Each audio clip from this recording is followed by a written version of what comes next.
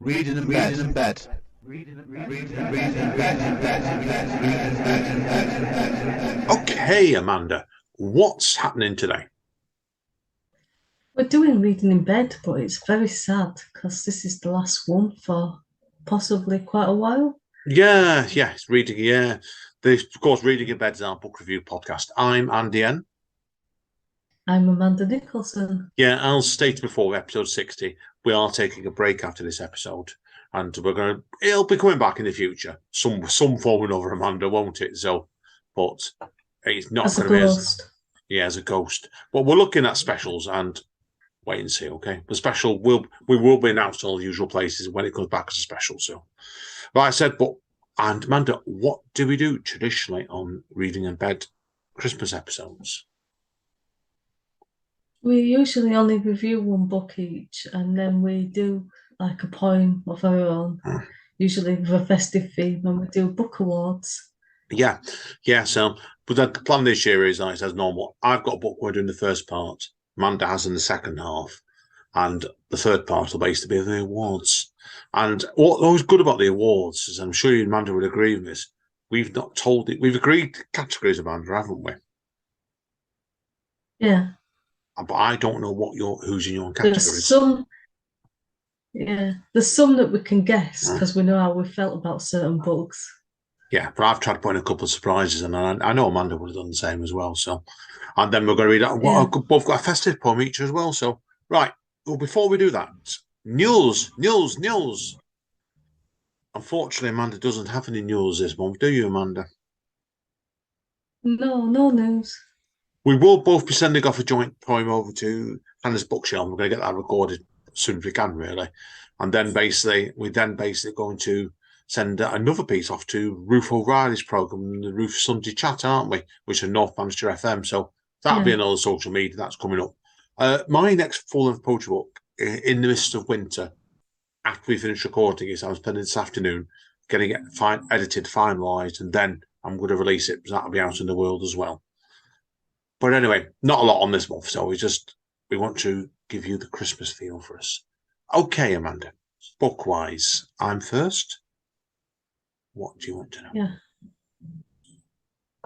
What's the name of the book and the author?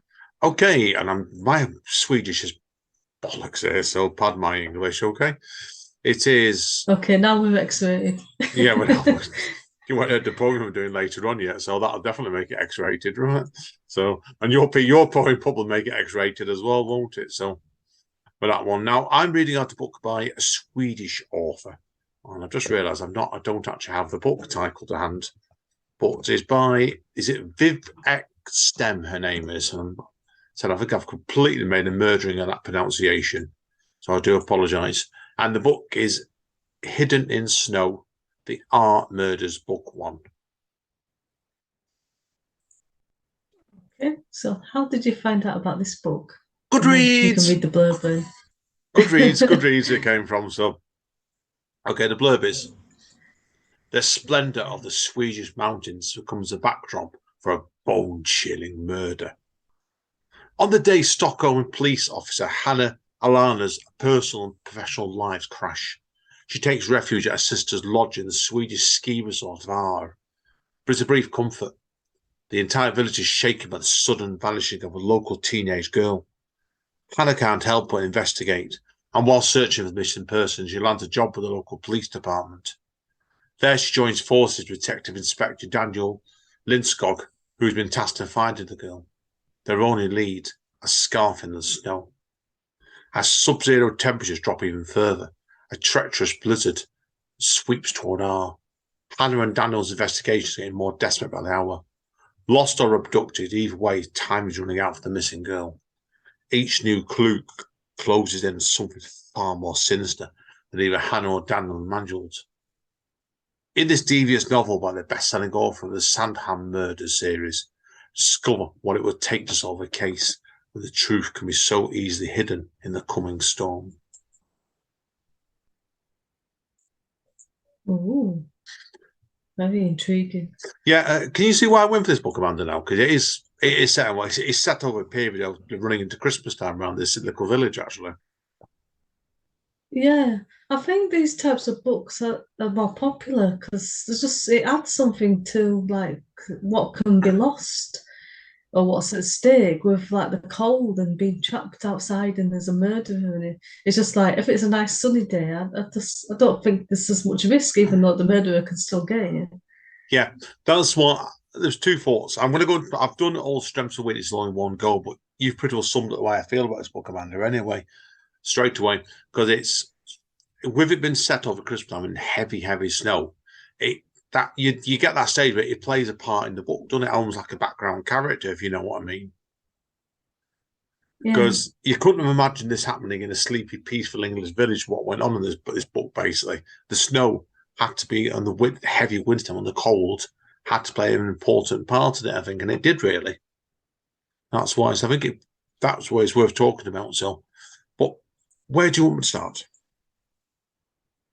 okay, so start with the strengths then. Yeah, I've done it all strength to weaknesses, but you can work it out as we go along. Okay. Now, Yeah, we're given first of all with the main character Hannah, because the other detective Daniel, he's got trouble with his marriage, but that's much more background. The starting it, the main character Hannah, she's given the classic setup where in previous generation they've been like to put as a man, but given her she's clearly a difficult woman, and her job as a job, her life goes to pieces because of a job. It then causes a split between her and her partner, and she moves, as I said in the blurb, to a yeah, country town where she becomes involved in a kidnapping, which then leads into a different way, shall we say, right? But okay. what made me smile with this was we both know somebody who's got a brother who's gone through this, where as the female lead runs off, basically ends up in the countryside, she goes and cuts to pieces all of her ex-boyfriend's clothes. Okay. I'm naming no names, but I'm sure you know who I'm thinking about there, Amanda, don't you? Yeah, I've heard you talking about this before. Yeah, I Yeah. name no names, but it was interesting really because like it was she was a really unlikable character in the beginning of the book because I think what happened in the book was so it's like it's dispelled some myths that you would have got in previous generations where it was a man that went to pieces and was a swine towards his wife.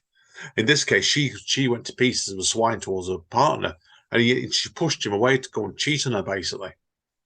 So it's Yeah. then like she turned to alcohol, all kinds of problems. So and then like basically a partner who had the deeds on the house in the book at some point, he throws her out and gives her a week to get out and a sister basically sends her over to the countryside to try and recuperate for a couple of months over Christmas time. Yeah. And then then she say then it takes darker and darker and darker, Ooh. darker and darker, darker, darker, darker.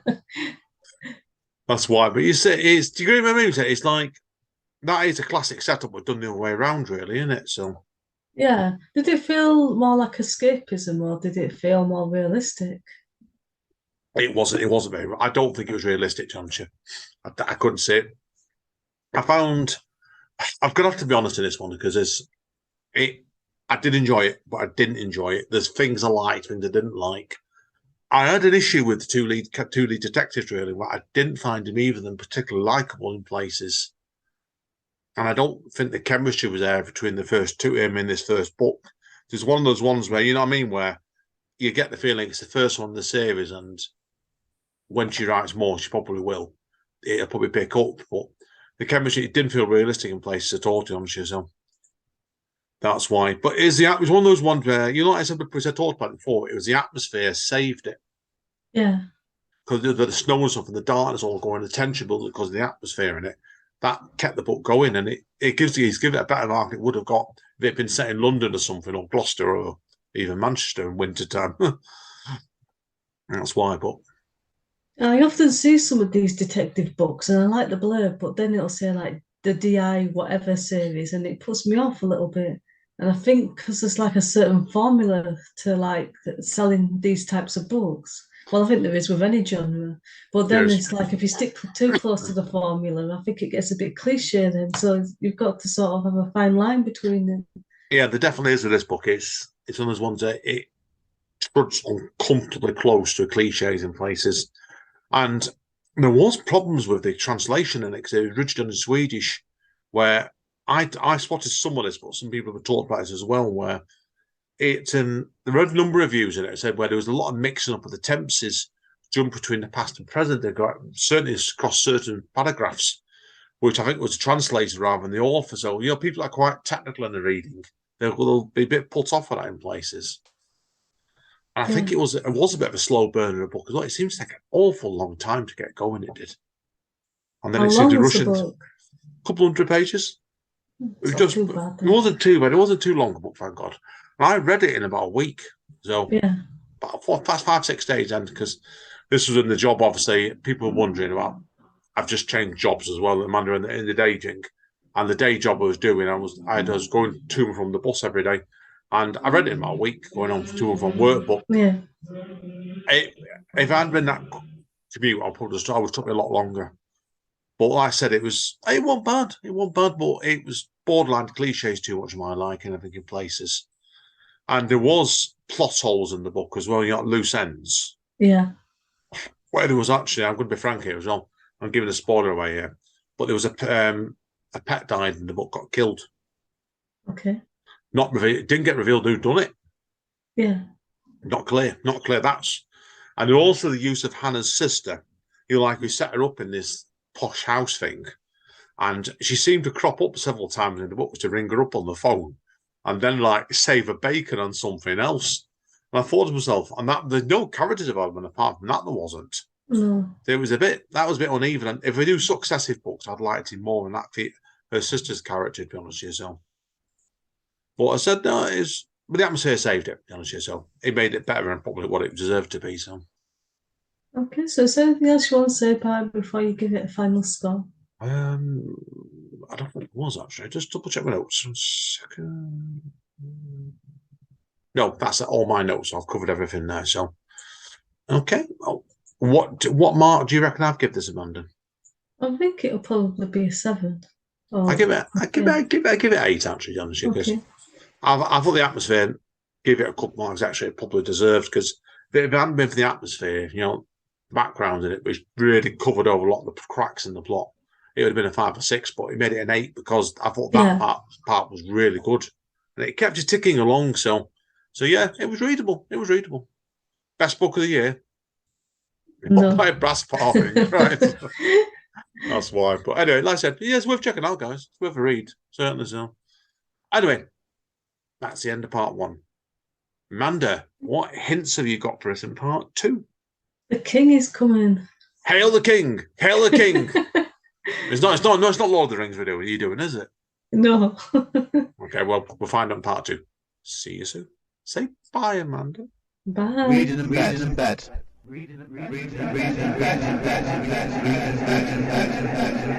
Yes, guys. Andy N. And Amanda Nicholson. Episode 60. Yes, episode 60. I still can't believe it. Part B. This is now where we make history now, Amanda, don't we? Yeah. Yeah, sadly, the last ever book we're going to review on Reading in Bed, at least on the monthly episode anyway. And it kind of makes sense because I know who Amanda's going to the book is today in this one for once, so we're organised, aren't we, Amanda, for once? So yeah, right, and plus you've seen me reading it in front of you. It's a bit hard to hide this particular book. This one is hard to hide, and I bought it for your birthday, didn't I, back in August? So it's by her. Yeah. It's by your guru, isn't it? Yeah. Okay, but put people at a suspense, haven't we? Who is your guru? It's Stephen King, and this book is a fairy tale. Yeah, it's a fairy tale. Now, the question is it a fairy tale or is it a nightmare? So let's find out, won't we? So, okay, Amanda, give us a blurb. Okay, it's a fairly long blurb. Charlie Reed looks like a regular high school kid, great at baseball and football, a decent student, but he carries a heavy load. His mum was killed in a hit-and-run accident when he was 10, and grief drove his dad to drink. Charlie learned how to take care of himself and his dad. Then, when Charlie is 17, he meets Howard Bowditch, a recluse who is too big in a house at the top of a big hill. In the backyard is a locked shed from which strange sounds emerge. as if some creature is trying to escape. When Mr. Bowditch dies, he leaves Charlie the house, a massive amount of gold, a cassette tape telling a story that is impossible to believe, and a responsibility far too massive for a boy to shoulder. Because within the shed is a portal to another world, one whose denizens are in peril, and whose monstrous leaders may destroy their own world and ours.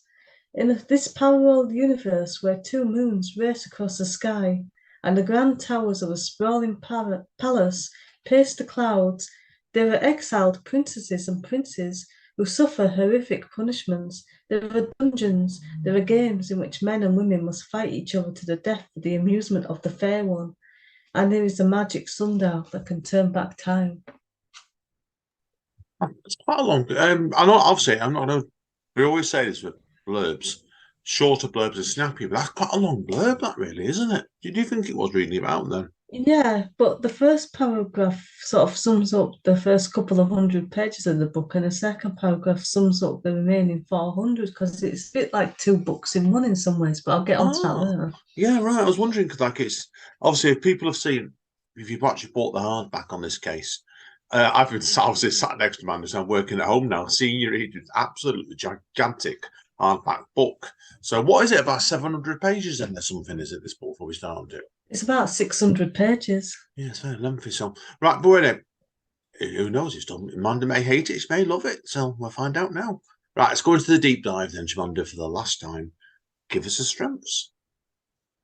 Okay, so I know you read a little bit of it. You didn't read the whole thing, but you read a little bit just to get a taste of it. And I know you was talking about, oh, it's not as good as Billy Summers, which we both read together.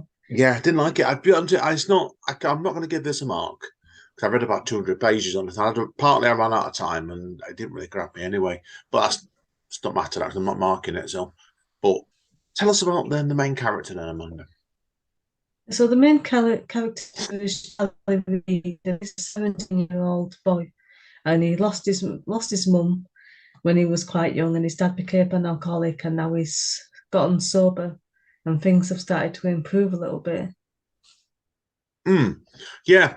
Now, also, like I said, the book does have. There was a.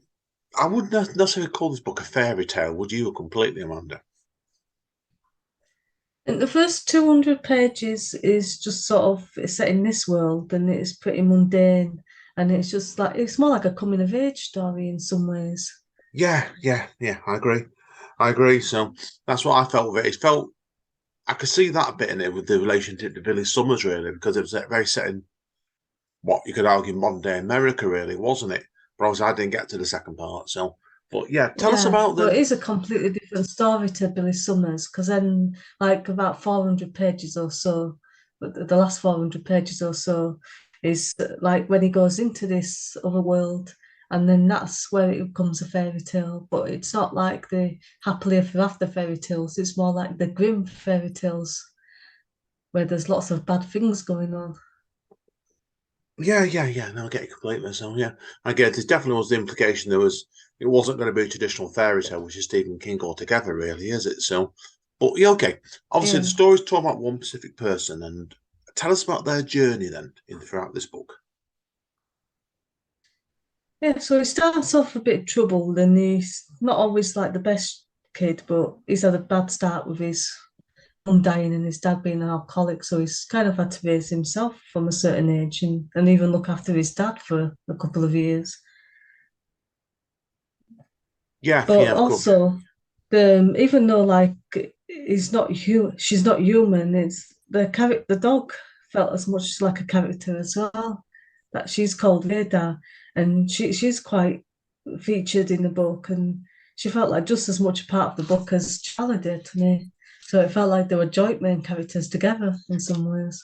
Yeah, so when I read that book, I actually, it's one of those sort of books where I definitely were rooting for the dog as much as a little boy, really, weren't you? So Charlie himself. So Yeah, Yeah. yeah. Now, And he's not such a little boy, actually. I don't know how realistic this is, but I think it mentions somewhere in the book he's 17, obviously, and he's 6'4" and about 270 something pounds.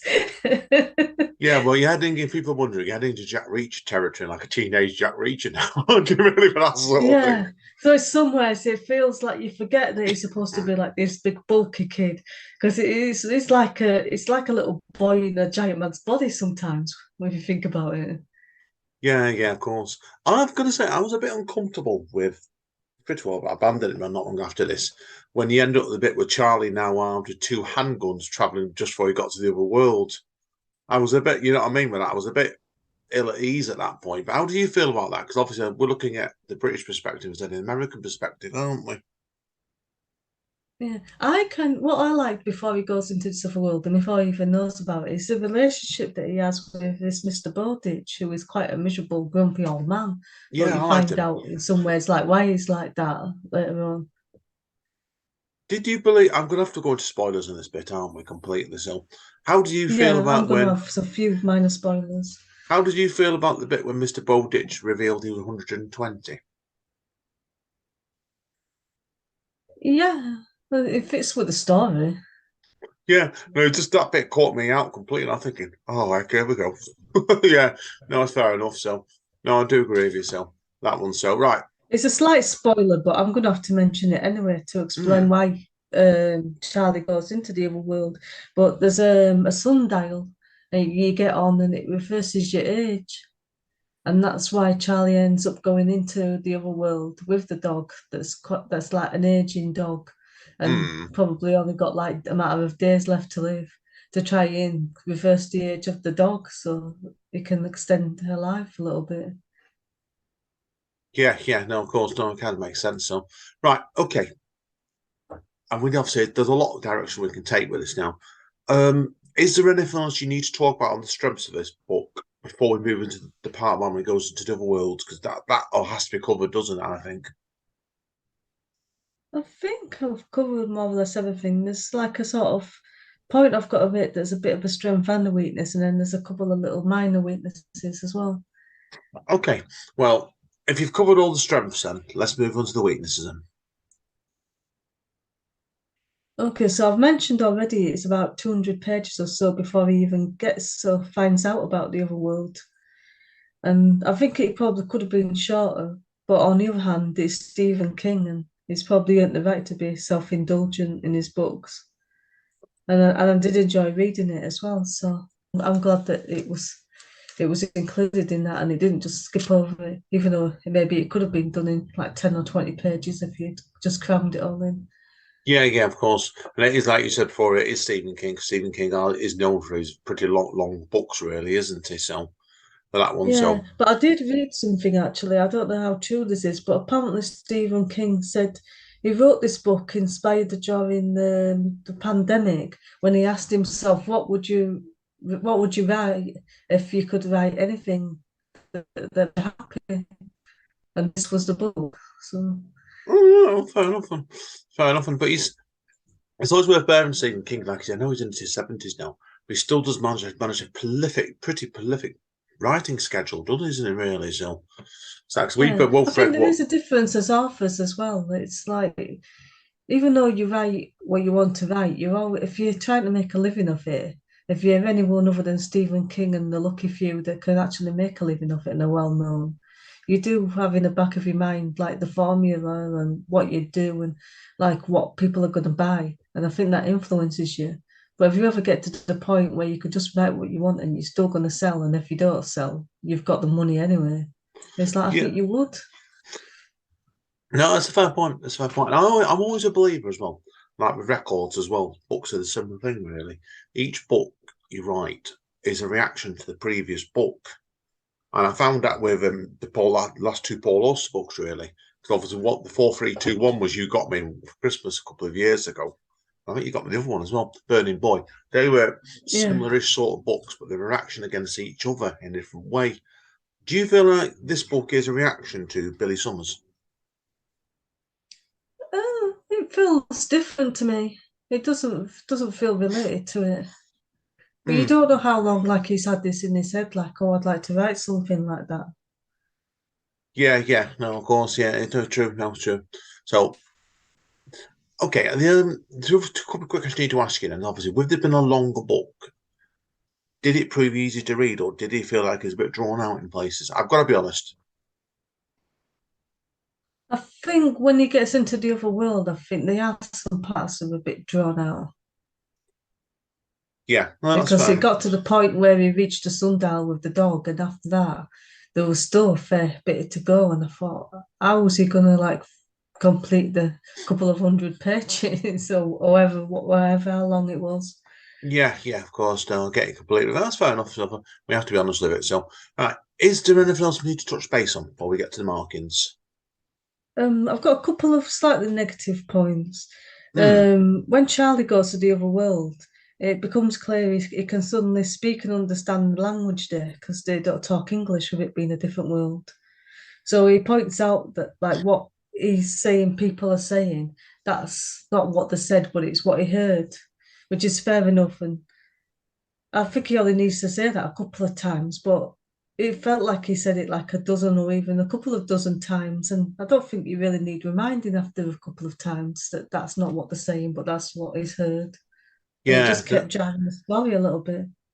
yeah. I think it's what's the word? You've overemphasised it, haven't you? Really? So it feels like that. Straight. No, that's a fair point. So, is there anything else we need to touch base on about this as well? Yeah, the other one, I mean, I know he's a teenage boy and teenage boys are just like all hormones and stuff, but it still felt a bit like quick and unrealistic. There's a girl that he meets called Leah, and he barely knows her, but he claims that he's in love with her. But then right after she turns him down, literally like within a day or so, he loses his virginity to somebody else. And the scene was so short, it didn't add any relevance to the book other than the fact that like Stephen King just wanted the character to get his leg over. Oh God, yeah. No, I get you completely. Oh Like, God, right. Yeah. No, of course, I understand completely with it. It's one of those ones that leaves you. It's a bit uncomfortable, really, and it's understandable. Now, obviously, it has been stated elsewhere. Not for me, not for me, of course, and you. But how do you feel about Stephen King's writing on women in this book? Because it has been criticised over the time, hasn't it, with this? yeah, I love Stephen King, but it's not his strongest point. And it's got Yeah. to the point now where, like, I think it was about 100 or so pages in, and the first mention of breasts, and it wasn't relevant to the story. And it's like, oh, well, you took your time. It only took you 100 or so pages to get to Yeah, it. he took. Yeah, he didn't. He obviously, like I said, he was very patient with this build up this time, then, wasn't he? Yeah, it's like, can I mention breast share? Oh, no, I'll wait a little bit longer. Oh, I can't wait any longer. Like I said, not for me to say anyway. So, right, is there anything else we need to touch on, Amanda, in this before we get to the markings? No, I think that's it. I've covered everything. Good, okay. Like I said, I can't. Its original was planned to be a joint book, and I've just run out of time, so I'm going to do not applicable. So I'm going to pass on that for the markings. But obviously, give us your marking, Amanda. Then Okay, so I'm going to give it 8 out of 10. now I have to ask you very quickly before we go. Then, so I know you've read quite a lot of Stephen King's books, haven't you, over time? Yeah. How does if you had to give us a ranking and put it in your top 10, where would you put it? Oh God, that's a difficult one. I know I've been awkward, right? I It's don't last think I don't episode. think I don't think I can because it took me ages to try and work that one out, and then I'd keep switching them around, and then I'd be like, oh, but that one's got such and such in it, and then I'd switch it around again, so I'd never really get a proper top 10. Watch your space next year, guys, because I'll definitely will come back with one-off episode. The rankings, Stephen King's top 10 books. Amanda Nicholson, and I'll do a Paul. I'll do a Paul Auster one. I promise you. So something to bear in mind for one-offs next month, next year, Amanda. That so. Anyway, guys and girls, that's it. Part 2. Anyway, so we're going to wrap up this part and then go on to awards and other associated bits and pieces, aren't we, Amanda? Other associated nonsense. That's better. Yes, that's better. It sounds better than bits and pieces, doesn't it? So, okay, Amanda, say bye. Bye, everyone. Yeah, chi guys, and we will see you back for we're going to wrap up very sadly this last episode. See you in a minute. Bye. Reading in bed.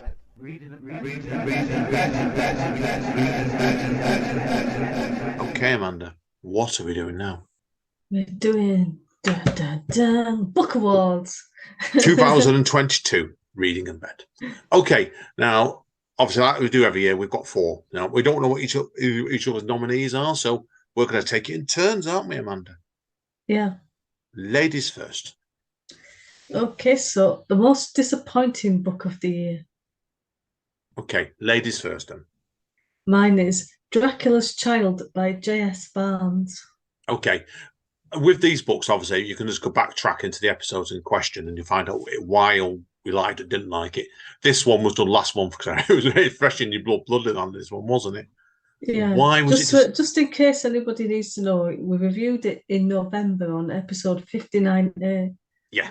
Okay. We're not going to go into blurbs in any of these, but if you could tell us a quick why you were disappointed in this book, Amanda. I think there was just a lot of issues, and between us, I think we just we tore the book apart, really, didn't we? And it was my thing. I think it was just another vampire story, and it just happened to use the name Dracula, but it had very little to do with Dracula. And the little you do see just didn't really feel like that at all. It was just felt like just some random vampire. Yeah, understandable with that. Okay, would you like my book? Yeah. My book is Dracula's Child by J.S. Barnes. Oh, sorry, anybody likes this book? I didn't. And I'm a bit on 59A Reading Bed. I criticise this for its total lack of respect to the characters. And since the original recording, I've had a quick look at it, thinking, I'm honest, I thought I'd been too hard on it. Yeah. And if I'm honest, I wasn't, because I found the book way too long to start with. It was over 600 pages, wasn't it? As intro call. Yeah. Something tells me we won't be tagging the author into this to tell them they've won. No, I don't think they want to know this one either, right? But if I'm honest with you as well, I felt a complete lack of respect to the characters and the attempts at the journal entries and the diary entries, etc. Looked false, because I've read a journal, a diary by an erotic French author straight after, and that felt real, and she used dialogue in a really good way. This was just false for the word dot to me. And said, anyway, that's disappointing book of the year. Right, okie dokie. Then we're now going to go on to unexpected book of the year. Okay. And I'm going to go with this one, aren't I? Okay. Yeah. I'm going to go for James Patterson and Dolly Parton with Run, Rose, Run. This was done, it was a couple months ago, this one, Amanda, wasn't it? It seems yeah.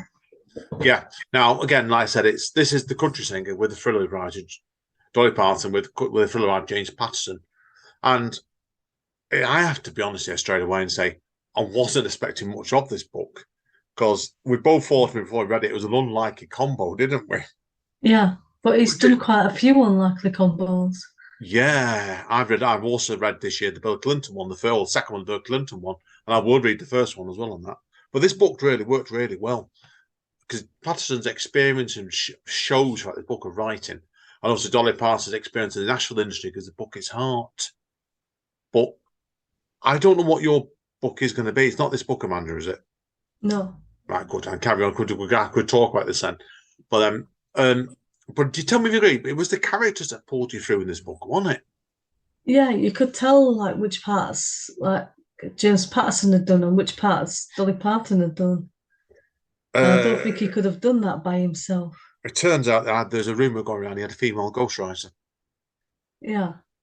So basically, but what he does is some of his books he has ghostwritten them before he's based off. The thing is, when you do get a ghostwriter, they sort of read as much as they can and sort of try to get inside your head to write from what you would write. So it's the next best thing to him writing it, even if he's not writing it himself. Yeah, apparently there was quite a major outline given if you believe the rumors going around, and then basically he went back afterwards and basically just re-edited it and recut it parts of it. But it's a fantastic book. It's the characters, Amanda, isn't it? Yeah. I know when we read it, and I think you were the same as me, it was the 3 major characters. You were rooting for all 3 of them, weren't you? Yeah. Pretty quick on, and I thought that's really, really clever.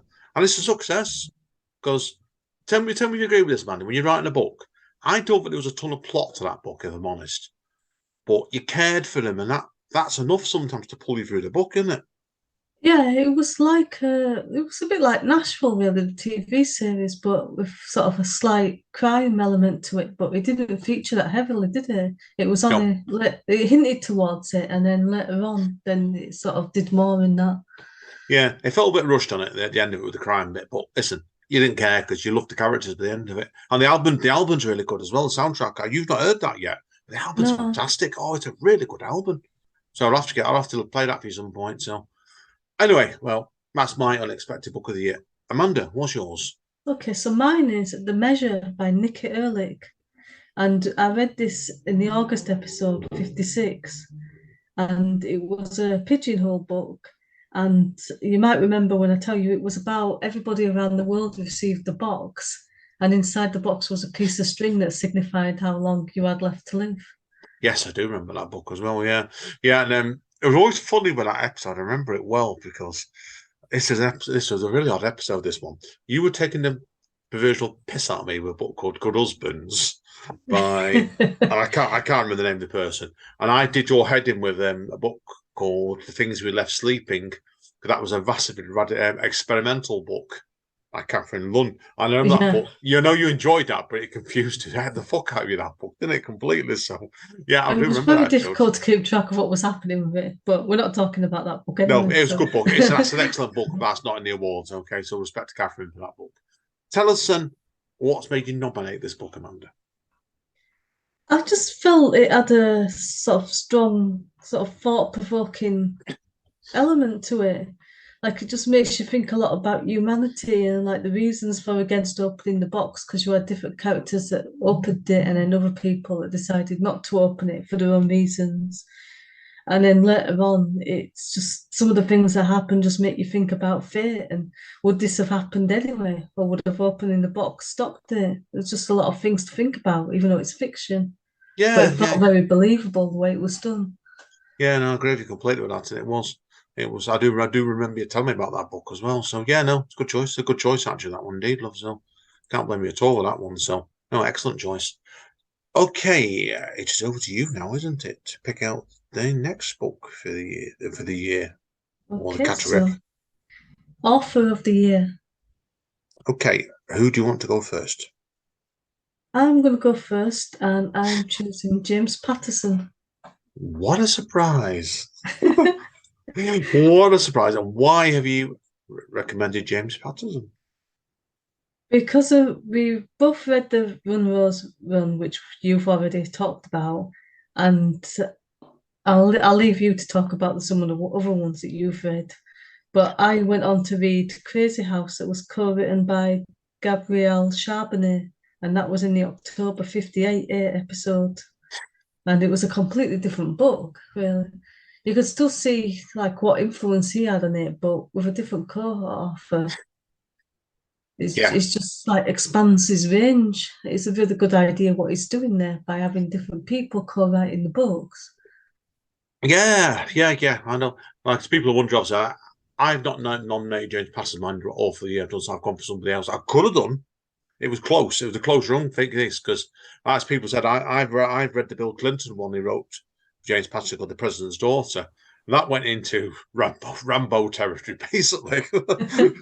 Well, no, but it was a guilty pleasure, but it was really good fun as well. So, and it was when people go back for the archive, it's the only episode we've ever done, Amanda, where we've actually had just two books in the episode, haven't we? But they're Yeah, both by James Patterson. yeah, and they're completely different books as well. Yeah, completely different. That's what no, it's true. I'm going to certainly going to read the other book, Bill Clinton, James Patterson one, "The President Is Missing," which I wrote a couple of years ago. I want to have a go at that one as well. And I know you said in Crazy House, didn't you? The other one Yeah, you read. There's a second book in that series, isn't there? Well, yeah, I'm going to get that eventually. yeah. So it's in me. But like I said, it's we both want to see a second Dolly Parton and James Patterson book as well. Yeah, Definitely with that. So yeah, no, good choice. Excellent choice. Okay, you want my choice? yeah, Right. Well, I said I could have gone for James Patterson, but I thought no, I wanted to do something a bit different here. I've gone and talked about Amy Liptrop, who's a Scottish author. And do you remember her books I reviewed this year, Amanda? I remember the name. That's fine. Okay, the first book I did, because I did two of them this year, And the first one was done back in July when she did a book called The Outrun. And The Outrun itself is, and this I've read this, I've kind of quoted this off the net, basically, okay, but it was a startling, frank, and humorous and honest book, which, if I'm honest, left me stunned and exhausted by the end of it, because it was talking about alcoholism and the dangers of alcoholism, what it can do to you. So I've lost a few friends through that sort of stuff, and how she fought for the demons on that. And then, like, if people wonder, that was done in July, and later in the year, which was in the October. No, it wasn't October. I'm reading the wrong episode. The November episode, episode B, I did the sequel book, The Instant, where it was talking a sequel where she went then after leaving the Orkneys and created healing herself in the Orkneys, she went over to live in Berlin, and our life basically fell to pieces again after that. So, and it was. You think really when you, because the Outruns, I don't know if I told you, man, the Outruns been filmed, is coming out as a film next year, actually, by all accounts. Okay. Yeah, but the Instant, the second book, it always was going to be a tricky book to do, that one, as a follow-up to 5 years to the Outrun. And I think I was a bit harsh in it, to honestly, at the time. But it's an excellent book again, because it basically says, you like, do you remember, you know a friend of mine, don't you, a friend of ours now, who's an ex-alcoholic, don't you? Yeah.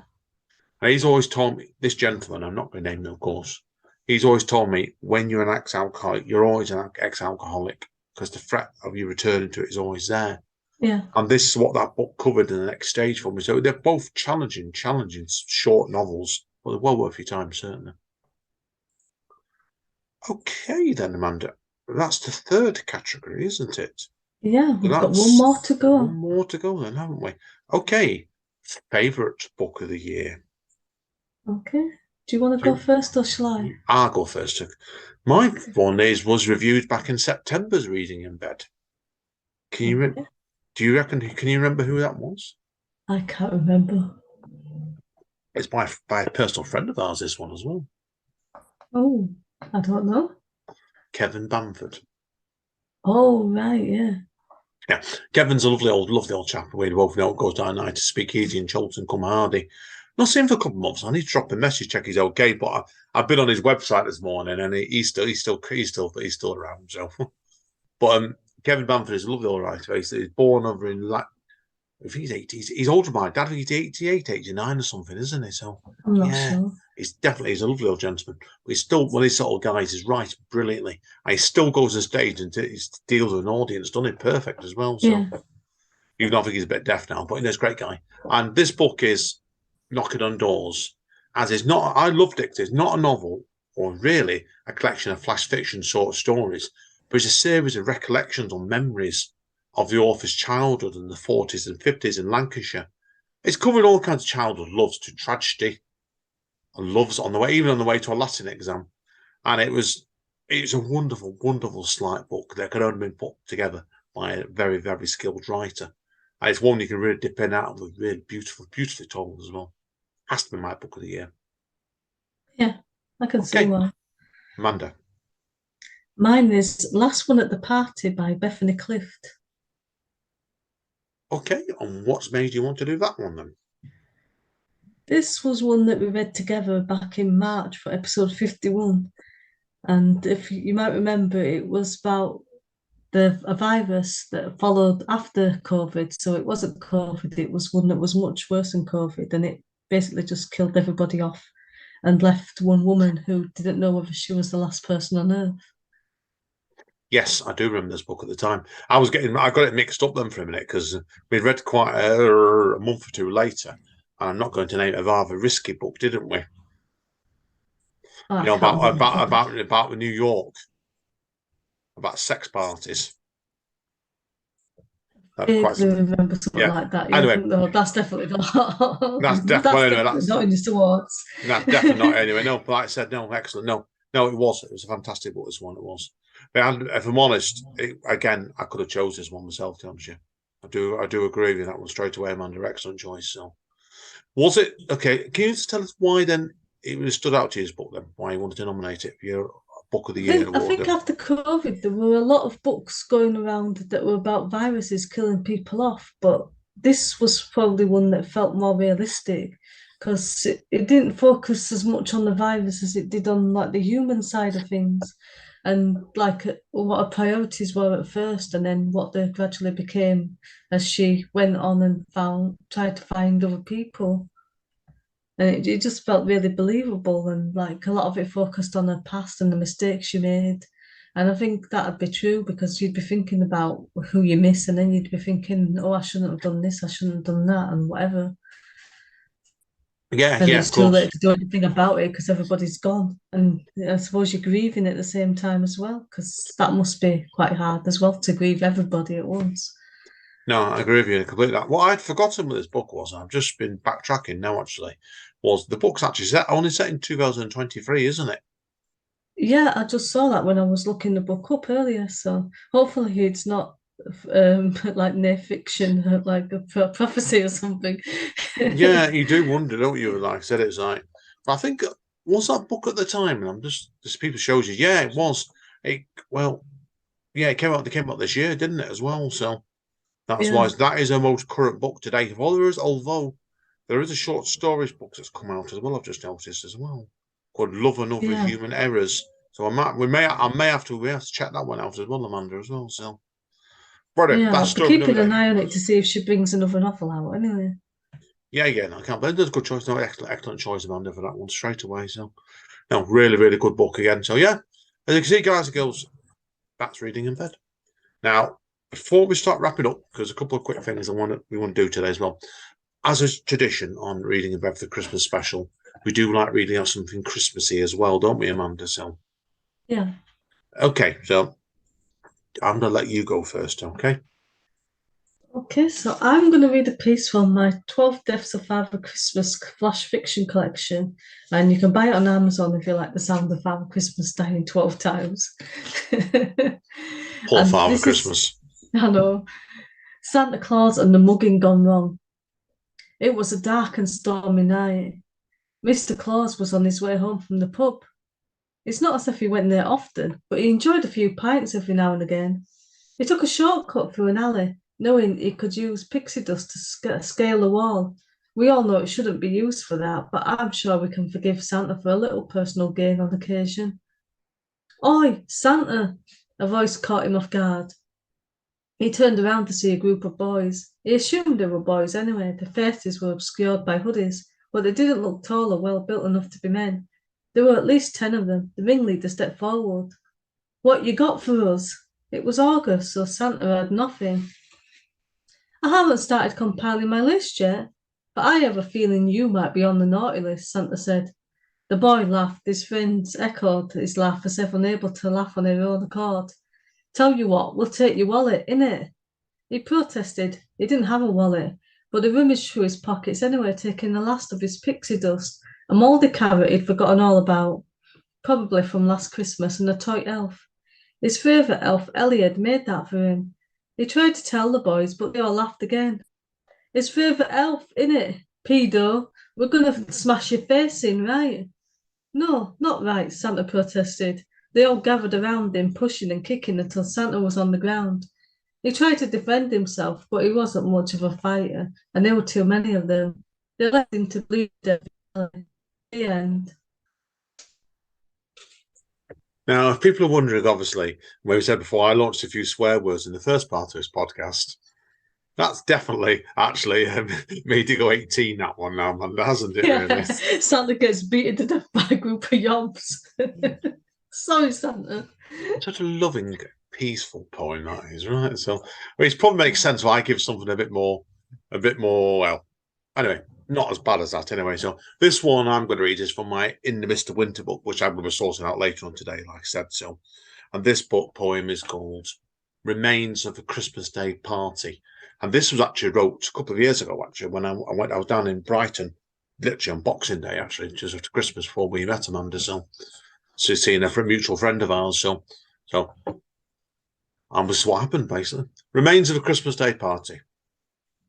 Frostbitten, there was remains of a Coke bottle laid next to a pair of gloves, buried under stabbed plastic cups, soaked mince pies with half a tooth in one, and a well out of date cheese sandwich with a dear Santa in childlike handwriting on the back. ice cream carpets depleted in the sand, across see-through coffins blackened out by rows of petals, broken umbrellas and finger-printed magazines kissing like lovers next to the steps, flowering footprints together, breathing memories over the distant tide. Yeah, that's a much more cheerful thing to end on than mine. Yeah, so I thought, Mum, I did vaguely remember that piece of yours, and I thought, yeah, I'm gonna have to go second on that one. So, but I said anyway, Amanda, that's it for reading in bed now, and that was an ongoing brand, isn't it? Yeah, reading Yeah. is in bed is being put to bed. Yeah, been put to bed literally now. But I was going to say that I want to do a thank you first of all before we touch on a few things to finish up with. Anybody who's been listeners on and off over the past 5 years, I want to thank you personally. Yeah, thank you, everybody. And Now, I know I've had a few nice books out of it as well. So thanks to the authors that have sent me books that I've reviewed for them. also, I want to thank you. Same for me as well. I've had lots of people send me books over time. And yeah, anybody I said we've enjoyed. It's been a great pleasure, it really has. And it's like I said, it's one thing I've learned from this, and I want to know Amanda thinks about this as well, is that you look at the case, like obviously people know I do a spoken label on a regular basis, usually weekly. But I've learned from doing this podcast how to cross balance 2 podcast series going at once, or 3, or 4 in some cases. And it's let me learn how to multitask better. And it's done the same for you, Amanda, as well, really, hasn't it? I've not really thought about it that way.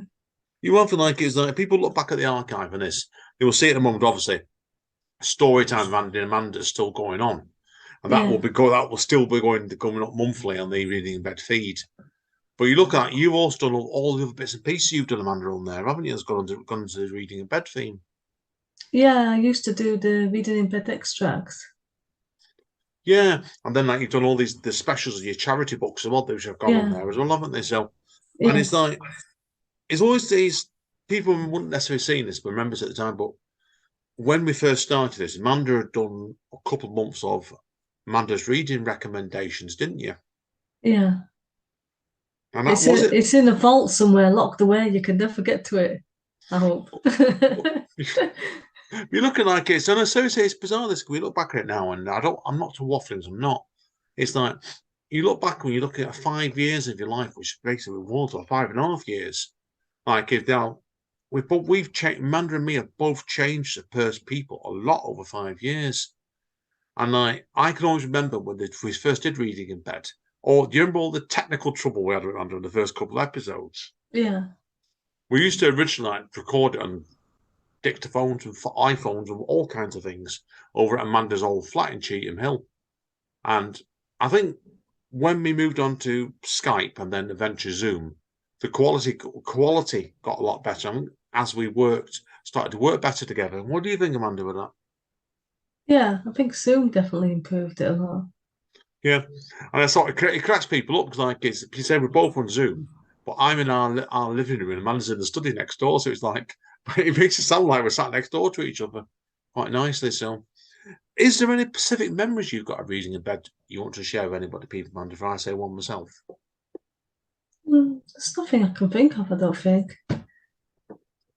The one I always remember is on episode, and I'll tell you the episode number now. I think it was episode 2, actually, if memory's correct. 1 second. I'm going to name the book here. This will probably go down as the worst book we've ever done, right? So, and I'm sure you know what episode I'm on about there. Yeah, it was book episode number 2, and that was by Frank Tail, called London. Okay. And do you remember that book, Amanda? I do vaguely, yeah. That always sticks to me. That one that was a zombie book, and it went absolutely nowhere. And I say, it's like a long rambling journal entrance. And you wished him to basically meet people and talk to them in this world, and there's nothing going on. And I always remember it because, do you remember when I told you I went to the charity shop the other year, did just after lockdown? Yeah. He's done about 18, 19 books, and I'm sure they're good books, the later ones. But somebody had obviously bought a lot and donated a lot of them. And it took up half a shelf, or took up basically almost a full shelf of this charity shop shelf in the bookshop. It did 19 of the books, and I thought, my God, somebody must have bought a lot and hated them. I don't think so though, because it's like Obviously, we don't like the books, but I don't think it necessarily means that somebody hated them. A lot of people might just be like me, and unless the book's like really special, you read it and then you get rid of it.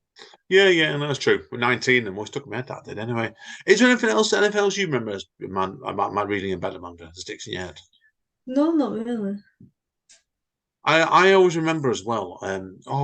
We had trouble at one point as well with the people wondering about this at one point when we were cutting because reading it better itself is obviously isn't done live. It's done often over like all one afternoon, and we just do cut and paste it, don't we, to reveal our secrets. But didn't we Yeah, have one point where my computer was down, didn't there? And you were cutting them all, weren't you, yourself in an editing package? I can't remember.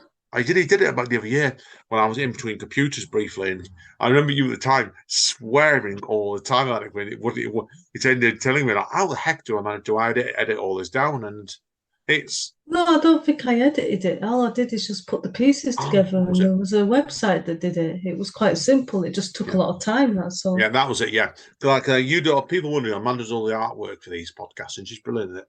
But I'm the one that merged all the files together, so it just it's when you're changing your roles in the podcast, it's really bizarre, isn't it? So, but anyway, Amanda, we better tell people very briefly before we wrap up reading in bed what comes next, haven't we? Yeah.